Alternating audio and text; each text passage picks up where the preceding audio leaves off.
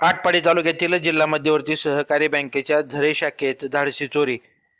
सांगली जिल्ह्यातील आटपाडी तालुक्यातील जिल्हा मध्यवर्ती सहकारी बँकेच्या झरे शाखेचे चोरट्यांनी लॉकर तोडून लाखो रुपयाचे दागिने पळवले असून बँकेच्या इतिहासातील ही आतापर्यंतची सर्वात मोठी चोरी असल्याचं सांगितलं जात आहे.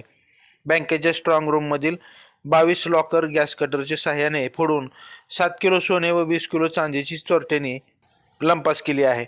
बस स्थानक परिसरात भाडेतत्वावर असलेल्या बँकेची झरे या शाखेची काल रात्री चोरट्यांनी खिडकीचे गज कापून आत प्रवेश करीत ही चोरी केली असल्याची माहिती मिळाली आहे.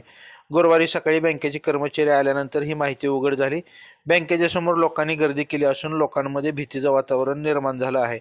आटपाडी पोलिसांनी आपली सूत्र हलवत ठसे तज्ज्ञ व स्थानिक गुन्हा अन्वेषण विभाग श्वान पथक यांना पाचारण करून पुढील तपास चालू केला आहे.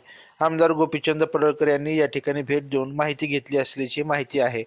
लाईव्ह महाराष्ट्र झोन न्यूजसाठी जिल्हा प्रतिनिधी अनिल खंडागळे. ताज्या अपडेटसाठी लाईव्ह महाराष्ट्र झोन न्यूजच्या यूट्यूब चॅनलला सबस्क्राईब करा, तसेच बेल आयकॉनवरती क्लिक करा.